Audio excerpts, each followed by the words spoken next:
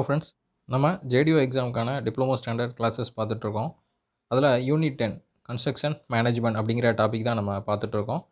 அதில் பார்த்தீங்கன்னா, ஓவராலாக ப்ராஜெக்ட்னா என்ன, அதை நம்ம எப்படி பிளான் பண்ணுறோம், ஃப்ளோட்னா என்ன, அப்புறம் இன்டைரக்ட் காஸ்ட், டைரக்ட் காஸ்ட் அப்படின்னா என்ன, காஸ்ட் ஸ்லோப்னா என்ன, இதெல்லாம் ப்ரீவியஸ் கிளாஸஸில் நம்ம பார்த்துருப்போம். சிபிஎம் பற்றி ஃபுல்லாகவே நம்ம கம்ப்ளீட் பண்ணிட்டோம். ஓகேவா? இந்த நெட்வொர்க் டயக்ராமில் வரக்கூடிய இஎஸ்டி, எல்எஸ்டி, அப்புறம் float, critical activity, sub critical activity, critical path அப்படின்னா என்ன, இது எல்லாத்தையுமே பற்றி நம்ம கிளியராக பார்த்துட்டோம். நெக்ஸ்ட்டு பெர்ட் அப்படிங்கிறத பற்றி தான் பார்க்க போகிறோம். நெட்வொர்க் அனாலிசிஸில் ஷெடியூலிங்கில் பார் சார்ட், அப்புறம் மைல்ஸ்டோன் சார்ட், அப்புறம் இன்னொன்று என்ன அப்படின்னு பார்த்தீங்கன்னா, நெட்வொர்க்கில் பெர்ட் அண்ட் சிபிஎம் அப்படின்னு 2 மெத்தட் வரும். அதில் சிபிஎம் நம்ம கம்ப்ளீட் பண்ணியாச்சு. Bar chart and milestone chart இதுவுமே நம்ம கம்ப்ளீட் பண்ணிட்டோம். பெர்ட்டில் ஒரு சில இம்பார்ட்டன்ட் ஃபார்முலா அண்ட் டேர்ம்ஸ் வந்து இருக்குது. அதை இந்த வீடியோவில் பார்த்துடலாம். பெர்ட் அப்படின்னா என்ன, ப்ரோக்ராம் எவாலுவேஷன் ரிவ்யூ டெக்னிக், இதுவே உங்களுக்கு கொஷினில் கேட்பாங்க, அப்ரிவேஷன் வந்து கேட்பாங்க, இதை நோட் பண்ணிக்கோங்க. அப்புறம் சிபிஎம் கிரிட்டிக்கல் பாத் மெத்தட், அதுவுமே உங்களுக்கு எக்ஸ்ப்ளனேஷன் வந்து கேட்பாங்க. ஓகேவா? இப்போ இது வந்து எதுக்கு யூஸ் பண்ணுறோம் அப்படிங்கிறத கேட்பாங்க. ரிசர்ச் என்டையர்லி நியூ ப்ராஜெக்ட் ஒன்று ஸ்டார்ட் பண்ண போகிறோம். ஓகேவா? ஒரு ப்ராபபிலிட்டி பார்க்குறதுக்காக இந்த மெத்தட், பெர்ட் அப்படிங்கிற மெத்தட் வந்து நம்ம யூஸ் பண்ணுவோம். இதை 3 டைம் எஸ்டிமேட் அப்படின்னு சொல்லுவாங்க அப்படின்னு நம்ம சிபிஎம் மெத்தடுக்கும் பெர்ட் மெத்தடுக்கும் இடையில உள்ள டிஃப்ரென்ஸில் பார்த்துருப்போம். சிபிஎம் அப்படிங்கிறது சிங்கிள் டைம் எஸ்டிமேட், இது வந்து 3 டைம் எஸ்டிமேட் அப்படின்னு வரும். இது வந்து ப்ராபபிலிஸ்டிக் அப்படின்னு சொல்லுவோம். ப்ராபபிலிட்டி தான் இதில் பார்ப்போம். சிபிஎம்மில் பார்த்தீங்கன்னா டிட்டர்மினிஸ்டிக், ஒரு டிட்டர்மைண்டு கால்குலேஷன், ஒரு குவான்டிட்டி, ஒரு வேல்யூ வந்து நம்ம அதில் பார்ப்போம். இது எல்லாமே ப்ராபபிலிட்டி, இது நடக்குமா நடக்காதா, எவ்வளோ நாளில் நடக்கும், எவ்வளோ நாள் இதுக்கு டைம் ஆகும் அப்ராக்சிமேட்டாக அப்படிங்கக்கூடிய அந்த ப்ராபபிலிட்டியை பார்க்கக்கூடியது தான் இந்த பெர்ட் அப்படின்னு சொல்லுவோம். இதில் 3 டைம் எஸ்டிமேட் அப்படின்னு பார்த்தோம், அப்படி தானே? அந்த 3 டைமில் என்னெல்லாம் வருது அப்படிங்கிறத பாருங்கள். Optimistic time, most likely time, பெசிமிஸ்டிக் time அப்படின்னு சொல்லுவோம். இப்போ இதில் ஆப்டிமிஸ்டிக் அப்படின்னா என்ன, ஷார்ட்டஸ்ட் பாசிபிள் டைம் அப்படின்னு சொல்லுவாங்க. இப்போது எக்ஸாம்பிளுக்கு சொல்லணும் அப்படின்னா, இப்போ ஒரு ஒரு கார்டன் இருக்குது, ஒரு தோட்டம் இருக்குது அப்படிங்கிறத மாதிரி எடுத்துக்கோங்க. இப்போ இதில் நம்ம ஒரு ஷெட்டு வந்து போட போகிறோம். ஒரு ஷெட்டு போட போகிறோம். ஒரு ஸ்மால் சைஸில், ஒரு நார்மலான சைஸில் ஒரு ஷெட்டு வந்து போட போகிறோம் அப்படின்னா, நமக்கு மெட்டீரியல் எல்லாமே அவைலபிளாக இருக்குது. வெதர் கண்டிஷன் எல்லாமே நார்மலாக இருக்குது. எந்தவித மழையும் இல்லை, நார்மல் கண்டிஷனில் இருக்குது. அப்போ மெட்டீரியலும் நமக்கு அவைலபிளாக இருக்குது. வேலைக்கு தேவையான ஆட்கள் எல்லாமே தயாராக இருக்காங்க. அப்படிங்கிற பட்சத்தில் நம்மளால் எவ்வளோ மேக்ஸிமமாக முடிக்க முடியும்? ஓகேவா? இப்போ எக்ஸாம்பிளுக்கு ஒரு 2 டேஸ்லேயே அந்த ஒர்க்கை என்ன பண்ணலாம், நம்ம கம்ப்ளீட் பண்ணலாம், அப்படி தானே? ஒரு நார்மல் சைஸில் இருக்கக்கூடிய ஷெட்டை என்ன பண்ணலாம், வேலையாட்கள் எல்லாமே கரெக்டாக அவைலபிளாக இருக்காங்க, மெட்டீரியல் எல்லாமே இருக்குது, வெதர் கண்டிஷன் நமக்கு சாதகமாக இருக்குது, எந்தவித மழை இந்த மாதிரி எதுவுமே கிடையாது. ஓகேவா? அப்போது நம்ம ஒரு ஷார்ட்டஸ்ட் பாசிபிள் டைம், ஒரு 2 டேஸ்லேயே நம்ம அதை கம்ப்ளீட் பண்ணலாம். ஓகேவா? எவ்வளோ வேகமாக முடிக்க முடியும் அப்படிங்கிறத பற்றி சொல்லக்கூடியது. எவ்வளோ சீக்கிரமாக முடிக்க முடியும், எத்தனை டேஸில் முடிக்கலாம். ஓகேவா? ஷார்ட்டஸ்ட் பாசிபிள் டைம் அப்படின்னு சொல்லுவோம். அதுதான் ஆப்டிமிஸ்டிக்ஸ் டைம் அப்படின்னு சொல்லுவாங்க. இந்த 3யுமே உங்களுக்கு டெஃபினிஷனில் கொடுத்து கேட்பாங்க. ஷார்ட்டஸ்ட் பாசிபிள் டைம்னா அதுக்கு என்ன, ஆப்டிமிஸ்டிக் டைம். ஓகேவா? நெக்ஸ்ட்டு மோஸ்ட் லைக்லி டைம் அப்படின்னு சொல்லுவோம். மோஸ்ட் லைக்லி டைம் அப்படின்னா நார்மலாக நம்ம முடிக்கக்கூடியது. ஃபஸ்ட்டு என்ன பார்த்தோம், ஒரு ஓரளவு ஃபாஸ்ட்டாக முடிக்கக்கூடியது எல்லாமே அவைலபிளாக இருக்குது. மோஸ்ட் லைக்லி டைம் அப்படின்னா மாட்ரேட் பாசிபிள் டைம் அப்படின்னு சொல்லுவோம். மாட்ரேட் பாசிபிள் டைம் அப்படிங்கிறது என்னென்னா, இப்போது ஆக்சுவலாக மெட்டீரியல் எல்லாமே ஓரளவு என்ன ஆகுதுன்னு பார்த்தீங்கன்னா டிலே ஆகுது. வெதர் கண்டிஷன் நார்மலாக இருக்குது. வெதரில் எந்தவித ப்ராப்ளமும் இல்லை, மழை இல்லை. அதனால் நம்ம நார்மலாக ஸ்டார்ட் பண்ணலாம். மெட்டீரியல் பார்த்தீங்கன்னா ஒரு ஸ்லைட்லி உங்களுக்கு வந்து டிலே ஆனாலும், மெட்டீரியல் வர்றதுக்கு வேலையாட்கள் வர்றதுக்கு கொஞ்சம் டிலே ஆனாலும், நம்ம நார்மலாக ஒர்க் பண்ணால் எப்படி முடிப்போம் அப்படிங்கிறது தான் மோஸ்ட் லைக்லி டைம் அப்படின்னு சொல்லுவாங்க. புரியுதா? ரொம்ப வேகமாக பார்க்கல ஒர்க்கை, ஒரு நார்மல் வேகத்திலேயே நம்ம என்ன பண்ணுறோம். ஒரு சின்ன சின்ன டிலே வந்து நடக்குது. ஓகேவா? நார்மலாக நடக்கக்கூடிய சின்ன சின்ன டிலே வந்து நடக்குது. மெட்டீரியல் வர்றதுக்கான கொஞ்சம் கொஞ்சம் டிலே வந்து நடக்குது. அப்படிங்கிற பட்சத்தில் அதை மோஸ்ட் லைக்லி டைம் அப்படின்னு சொல்லுவாங்க. இப்போ இந்த 2 டேஸில் கட்ட வேண்டிய ஷெட் வந்து பார்த்தீங்கன்னா, ஒரு அப்ராக்சிமேட்டாக ஒரு 4 டேஸ் வரைக்கும் என்ன பண்ணலாம், தள்ளி போகலாம். இதை மோஸ்ட் லைக்லி டைம் அப்படின்னு சொல்லுவாங்க. புரியுதா உங்களுக்கு? ரொம்பவும் பாதிக்கல. ஒரு நார்மலான ஒரு வேரியேஷன்ஸ் வந்து அங்கே நடக்குது. மெட்டீரியல் வர்றதுக்கு கொஞ்சமாக டிலே ஆகுது அப்படிங்கிற பட்சத்தில் இதை மோஸ்ட் லைக்லி டைம் சொல்லுவாங்க. 2 நாளில் ஃபாஸ்ட்டாக கட்டுன அந்த ஷெட் வந்து ஒரு 4 நாள் நமக்கு டைம் ஆகுது. ஓகேவா? பெசிமிஸ்டிக் டைம் அப்படின்னா it's the longest possible time அப்படின்னு சொல்கிறாங்க. லாங்கஸ்ட் பாசிபிள் டைம்னா வேறு ஒன்றும் இல்லை, வெதர் கண்டிஷனும் நமக்கு சாதகமாக இல்லை, மழை ரொம்ப நாளாக பெஞ்சிட்டே இருக்குது. ஓகேவா? நம்ம பிளான் பண்ணுறோம், மழை பெய்யுது. ஓகேவா? அப்புறம் மெட்டீரியல் வர்றதுக்கும் டைம் ஆகுது, ஒர்க்கும் ரொம்ப ஸ்லோவாக நடக்குது. அப்படிங்கிற பட்சத்தில் அந்த 2 நாளில் நான் ஃபாஸ்ட்டாக நடந்துச்சு, 4 நாளில் நார்மலாக நடந்துச்சு. அந்த ஒர்க் என்ன ஆகும்னு பார்த்தீங்கன்னா, கொஞ்சம் டைம் ஆகி ஒரு 6லேருந்து 8 நாள் வரைக்கும் என்ன ஆகுது, டிலே ஆகுது. இத தான் என்ன சொல்றாங்கன்னா, லாங்கஸ்ட் பாசிபிள் டைம் அப்படின்னு சொல்றாங்க. வெதர் கண்டிஷனும் நமக்கு சாதகமாக இல்ல, மழை பெஞ்சிட்டு இருக்கு. மெட்டீரியல்ஸும் அந்தளவுக்கு அவைலபிளாக இல்லை, கரெக்டான டைமில் வரல, வேலையாட்களும் கரெக்டான டைமில் வரல, கிடைக்கல. அப்படிங்கிற பட்சத்தில என்ன ஆகுது? ரொம்ப டிலே ஆகுது. இது என்ன ஆகுது? ஒரு ரொம்ப தள்ளி போய் ஒரு 8 நாள் வரைக்கும் கம்ப்ளீட் ஆகுறதுக்கு, இந்த ஷெட் கம்ப்ளீட் ஆகுறதுக்கு ஒரு 8 டேஸ் உங்களுக்கு ஆகுது அப்படிங்கிற மாரி எடுத்துக்கோங்க. புரியுதா? இப்போ வந்து நம்ம என்ன சொன்னோம்? ஆப்டிமிஸ்டிக் டைம்னா வேகமா முடியக்கூடியது. எல்லாமே நமக்கு சாதகமா இருக்கு. ஒர்க்கும் ரொம்ப ஃபாஸ்ட்டா நடக்குது. ஓகேவா? நமக்கு சாதகமான முறையில நடக்குது. அப்போ அது 2 டேஸ்லயே கம்ப்ளீட் ஆகுது. இது optimistic time. Most likely time அப்படின்னா என்ன? ஒரு சில சின்ன சின்ன டிலேஸ் வந்து இருக்குது. அது நார்மலா நம்ம ஒர்க் பண்ணோம் அப்படின்னா, ரொம்பவும் ஃபாஸ்ட்டா பண்ணாம, அங்க எவ்வளோ டேஸ்ல முடியுது? ஒரு 4 டேஸ்ல முடியுது. இது மோஸ்ட் லைக்லி டைம். இதுவே பெசிமிஸ்டிக் டைம் அப்படின்னா என்ன? வெதர் கண்டிஷனும் நமக்கு சாதகமா இல்ல. அந்த மெட்டீரியல்ஸ் அவைலபிளாவும் இல்ல. அப்படிங்கிற பட்சத்தில நமக்கு ரொம்பவே டிலே ஆகுது. 8 நாள் ஆகுது. இத பெசிமிஸ்டிக் டைம் அப்படின்னு சொல்றோம். புரியுதா? இந்த டெஃபினிஷன் வந்து நமக்கு முக்கியம். இப்ப இந்த 3யும் வச்சு தான் என்ன பண்றாங்கன்னா, எக்ஸ்பெக்டட் டைம் அப்படின்னு கண்டுபிடிக்கிறாங்க. ஓகேவா? ஒரு ப்ராஜெக்ட்ட கம்ப்ளீட் பண்றதுக்கு ஒரு ப்ராஜெக்ட்ட கம்ப்ளீட் பண்றதுக்கு மொத்தம் எவ்வளோ நாள் ஆகும்? அப்படிங்கிறத ஒரு அப்ராக்ஸிமேட்டா ஒரு ப்ராபபிள் டைம் வந்து கால்குலேட் பண்றாங்க. எத வச்சு? Optimistic time, பெசிமிஸ்டிக் time, most likely time. இந்த 3 டைமையும் வச்சு கால்குலேட் பண்றாங்க. இந்த ஃபார்முலா வந்து உங்களுக்கு முக்கியம். எக்ஸ்பெக்டட் மீன் டைம், அதாவது டிஇ அப்படின்னு சொல்றோம். Expected mean activity time to complete the activity அப்படின்னு சொல்றாங்க. இல்லன்னா மியூ அப்படின்னு சொல்றாங்க. அதாவது expected mean time. Mean time தான் அதுக்கு மீனிங். டிஇ இல்லன்னா மியூ அப்படின்னு சொல்லிட்டு நம்ம டினோட் பண்ணுவோம். ஃபார்முலா என்னன்னு பாருங்க. T0 + 4Tm + Tp. இந்த ஃபார்முலா ரொம்ப எக்ஸாம்ல ரிப்பீட்டடா கேட்டே இருப்பாங்க. டிபி. T0னா என்னன்னு தெரியும் நமக்கு. Optimistic time. TM most likely time. TP அப்படிங்கிறது பெசிமிஸ்டிக் டைம் அப்படின்னு சொல்லுவாங்க. Divided by 6. இப்போ இதில ஒரு கர்வ் வந்து நம்ம டிரா பண்றோம். இந்த ப்ராபபிலிட்டியையும் இந்த டைம் இருக்கு பார்த்தீங்களா? 3 டைம். இந்த 3 டைமையும் வச்சு ஒரு கர்வ் வந்து நம்ம டிரா பண்றோம். அந்த கர்வ் வந்து எப்படி டிரா பண்றாங்க அப்படிங்கிறத பாருங்க. அதுக்கு முன்னாடி இந்த கொஸ்டின் வந்து உங்களுக்கு கேட்பாங்க. ஈச் ஆக்டிவிட்டி வந்து எந்த டிஸ்ட்ரிபியூஷன் கர்வ் வந்து சொல்லுவோம் அப்படின்னு சொல்லுவாங்க. அதாவது இந்த பீட்டா டிஸ்ட்ரிபியூஷன் கர்வ் வச்சு தான் சொல்லுவாங்க. அப்புறம் பெர்ட் நெட்வொர்க் வந்து எத வச்சு சொல்லுவோம் அப்படின்னு கேட்பாங்க. அது நார்மல் டிஸ்ட்ரிபியூஷன் கர்வ். மொத்தம் 3 விதமா சொல்லுவோம். Distribution curve. ஆக்டிவிட்டி அப்படிங்கிறது பீட்டா டிஸ்ட்ரிபியூஷன் கர்வ். பெர்ட் அப்படிங்கிறது normal distribution curve. CPM network will follow normal frequency distribution curve. Next நம்ம பார்த்துருந்தோம் 3 விதமான time. Optimistic time, most likely time, அப்புறம் பெசிமிஸ்டிக் டைம் அப்படின்னு சொல்லி பார்த்தோம். இதில இந்த 3 டைமையும் வச்சு, அப்புறம் ப்ராபபிலிட்டி இது எல்லாத்தையும் வச்சு என்ன பண்றாங்க? ஒரு கர்வ் வந்து டிரா பண்றாங்க. இந்த கர்வ் வச்சு ப்ராபபிலிட்டி வந்து சொல்லுவோம். நமக்கு தெரியும் இந்த இந்த இடத்துக்குள்ள நம்மளோட எக்ஸ்பெக்டட் டைம் இருந்தது அப்படின்னா, அதோட பாசிபிலிட்டி 0 to 50%. நம்ம எக்ஸ்பெக்டட் டைமுக்கான அந்த ஃபார்முலா வந்து பார்ப்போம். T0 + 4Tm + Tp divided by 6 அப்படின்னு பார்த்தோம். அதில அந்த எக்ஸ்பெக்டட் டைம் கால்குலேட் பண்ணோம். அதோட பெர்சன்டேஜ் வந்து இந்த T0ல இருந்து Tmக்குள்ள இருந்தது அப்படின்னா, அதோட ப்ராபபிலிட்டி எவ்வளோன்னு பார்த்தீங்கன்னா 0 to 50%. அதுவே இந்த Tmக்கு மேல, அதாவது மோஸ்ட் லைக்லி டைம் அப்படின்னு சொல்லுவோம். நார்மலா பண்ணோம் அப்படின்னா டிஎம்லயே முடிச்சிடலாம்.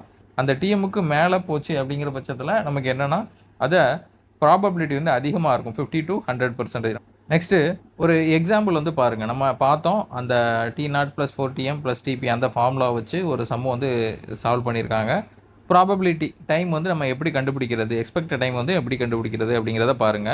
ஆப்டிமிஸ்டிக் டைம் 10 டேஸ் குடுத்துருக்காங்க. Most likely time 15 days. பெசிமிஸ்டிக் time வந்து 25 டேஸ் குடுத்துருக்காங்க. இந்த ஃபார்முலா வந்து நமக்கு ரொம்ப முக்கியம்.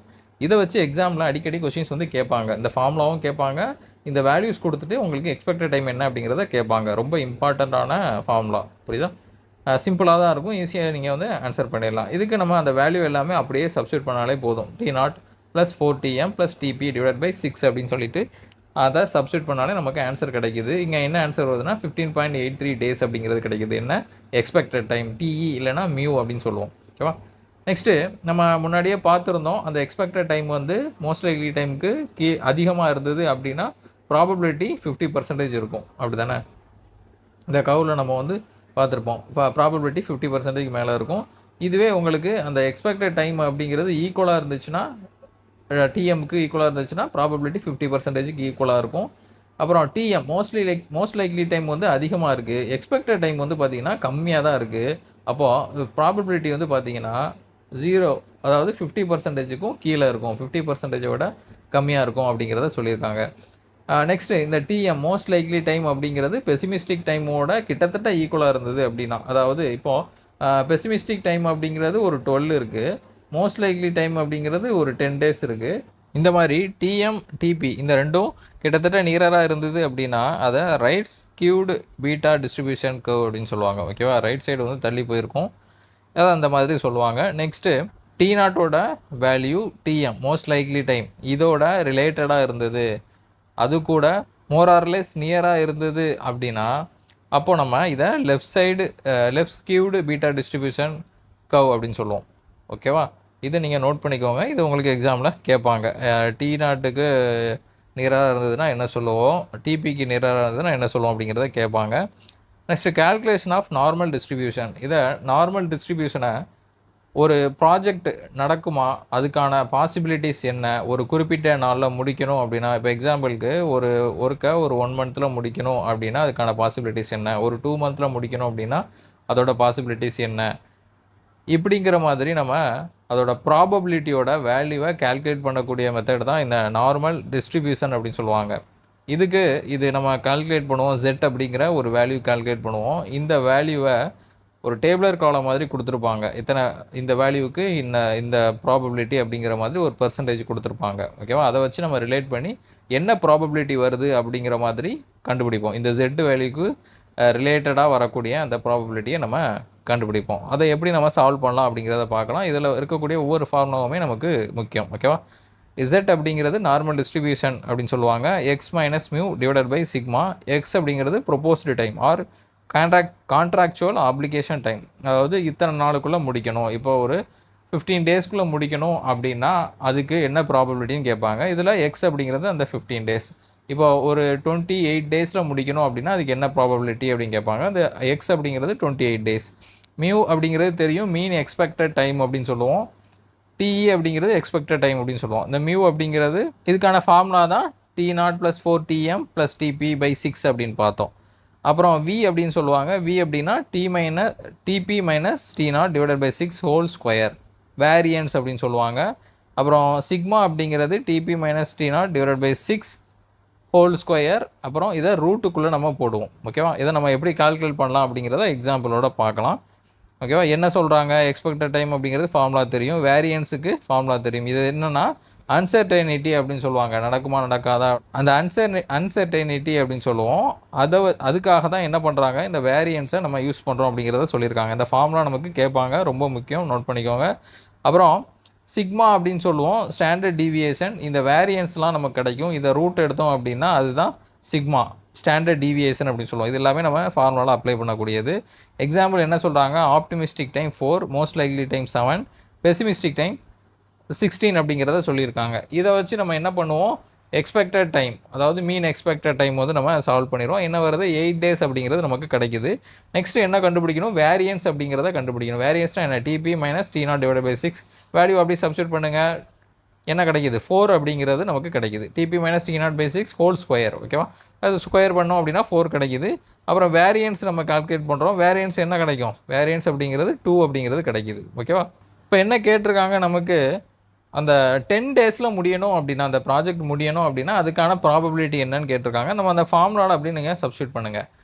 எக்ஸ் மைனஸ் டி, எக்ஸ் அப்படிங்கிறது தான் அந்த 10 - 8 / 2 அப்படிங்கிறது என்ன, சிக்மா = 1 அப்படிங்கிறது கிடைக்குது. இப்போ Z வந்து 1 அப்படின்னா அந்த டேபிளர் காலமில் பார்ப்பாங்க. டேபிளர் காலம் வந்து நம்ம ஒரு ஸ்டாண்டர்ட் வேல்யூ வந்து கொடுத்துருக்காங்க. ஓகேவா, அதெல்லாம் நமக்கு எக்ஸாமில் கேட்க மாட்டாங்க, ஜஸ்ட் இந்த சம் மட்டும் நம்ம பார்த்தா போதும். ஒருவேளை என்ன கேட்கலாம், அதிகபட்சமாக இதில் கேட்குறாங்க TP T0 வேல்யூ கொடுத்துட்டு வேரியன்ஸு சிக்மா கேட்கலாம். இந்த 16 - 4 அப்படின்னு கொடுத்துருக்காங்க பார்த்தீங்களா, இந்த வேல்யூ மட்டும் கொடுத்துட்டு வேரியன்ஸோட வேல்யூ கேட்கலாம், ஸ்டாண்டர்ட் டிவியேஷனோட வேல்யூ கேட்கலாம். இதை தவிர உங்களுக்கு நார்மல் டிஸ்ட்ரிபியூஷனை வச்சு எந்த வித ப்ராபபிலிட்டி இதெல்லாம் நமக்கு கேட்குறதுக்கான வாய்ப்புகள் இந்த எக்ஸாமுக்கு ரொம்ப கம்மி தான். ஓகேவா, அப்புறம் நம்ம இந்த Z வேல்யூ வச்சு ஈக்குவேட் பண்ணி பார்க்குறாங்க, 0.8413 அப்படிங்கிற வேல்யூ கிடைக்கிது. இதை என்ன சொல்லுவாங்கன்னா ப்ராபபிலிட்டி அப்படின்னு சொல்லுவாங்க. 84% என்ன இருக்குது அப்படின்னு கேட்டிங்கன்னா, இதை 10 டேஸில் முடிக்கிறதுக்கான ப்ராபபிலிட்டி இருக்குது அப்படிங்கிறத சொல்லியிருக்காங்க. புரியுதா, என்ன கண்டுபிடிச்சோம், TE கண்டுபிடிச்சோம், அப்புறம் வேரியன்ஸ் கண்டுபிடிச்சோம், அப்புறம் சிக்மா கண்டுபிடிச்சோம். அப்புறம் எக்ஸ் அப்படிங்கிறது என்ன, கொடுக்கப்பட்ட டைம் 10 நாளைக்குள்ளே முடிக்கணும், 15 நாளைக்குள்ளே முடிக்கணும் அப்படின்னா அந்த வேல்யூவை எக்ஸ் மைனஸ் மியூ அந்த ஃபார்முலாவில் என்ன பண்ணுறோம், சப்ஸ்டியூட் பண்ணுவோம். Z ஃபார்முலா அதில் சப்ஸ்டியூட் பண்ணி ஒரு வேல்யூ வரும், அந்த வேல்யூவை டேபிளர் காலமில் பார்ப்பாங்க. அது என்ன, அந்த வேல்யூக்கு ஏற்ற மாதிரி என்ன பெர்சன்டேஜ் வருதோ அதை தான் நம்ம ப்ராபபிலிட்டியாக சொல்லுவோம். ஓகே, இதில் இந்த ஜெட்டோட வேல்யூ வச்சு ப்ராபபிலிட்டி சொல்கிறாங்க பாருங்கள். Z = 0 வந்துருச்சு அப்படின்னா அந்த எக்ஸ்பெக்டட் டைம் வந்து 50%க்கு நமக்கு ஈக்குவலாக இருக்கும். இப்போ எக்ஸ் வந்து அதிகமாக இருக்குது, இசட் வந்து பாசிட்டிவாக இருக்குது. அதாவது இதில் போட்டு பாருங்கள், எக்ஸ் அதிகமாக இருந்துச்சுன்னா ஜெட்டோட வேல்யூ பாசிட்டிவாக வரும். இதுவே டிஇயோட வேல்யூ அதிகமாக இருந்துச்சுன்னா என்ன ஆகும், நெகட்டிவில் நமக்கு கிடைக்கும். நெகட்டிவில் கிடச்சிது அப்படின்னா 50%க்கு லெஸ்ஸாக போயிடும் ப்ராபபிலிட்டி. பாசிட்டிவாக கிடச்சிது அப்படின்னா நமக்கு 50%க்கு ப்ராபபிலிட்டி மேலே இருக்கும் அப்படிங்கிறத சொல்லியிருக்காங்க. எக்ஸாம்பிள் கொடுத்துருக்கோம், என்னென்னு பாருங்கள். ப்ராபபிலிட்டி கேட்டிருக்காங்க கிவன் ஆக்டிவிட்டி சார்ட்டுக்கு. என்னென்னா the probability that the project will finish by at the end of the day 32 டேயில் முடியணும் அப்படின்னா அதோட ப்ராபபிலிட்டி என்ன. Next end of the day 34ல் முடியணும்னா என்னென்னு கேட்டிருக்காங்க.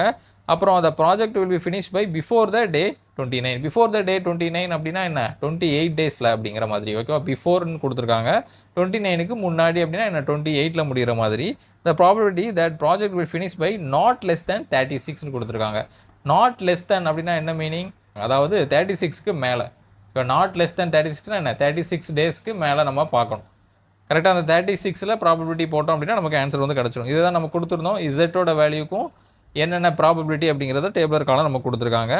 இப்போ இதில் நம்ம ஒவ்வொரு வேல்யூவாக கால்குலேட் பண்ணி இதில் சப்ஸ்டியூட் பண்ணியிருக்கோம். நீங்கள் தனித்தனியாக கால்குலேட் பண்ணணும். என்ன ஆக்டிவிட்டி ஏக்கு வந்து நம்ம கால்குலேட் பண்ணணும். ஆக்டிவிட்டி ஏக்கு 247 கொடுத்துருக்காங்க. என்ன T0 TM TP அப்படிங்கிற வேல்யூ கொடுத்துருக்காங்க. ஆக்டிவிட்டி ஏக்கு நம்ம கண்டுபிடிப்போம். ஆக்டிவிட்டி பி சி டி இந்த மாதிரி வரைக்கும் அந்த எக்ஸ்பெக்டட் டைம் வந்து நம்ம கண்டுபிடிச்சிரும். கண்டுபிடிச்சி இந்த டேபிளர் காலம்லாம் என்ன பண்ணுறங்க, ஃபில்அப் பண்ணிடுங்க. ஃபில் பண்ணிவிட்டு நெக்ஸ்ட்டு இதோட மீன் டைம் வந்து கண்டுபிடிக்கணும். மீன் டைம் அப்படின்னா என்ன, இது எல்லாத்துக்குமே ஆட் பண்ணி என்ன வேல்யூ வருது அப்படிங்கிறத பார்க்கணும். அதுதான் என்ன பண்ணுவோம், மியூ அப்படின்னு சொல்லுவோம்.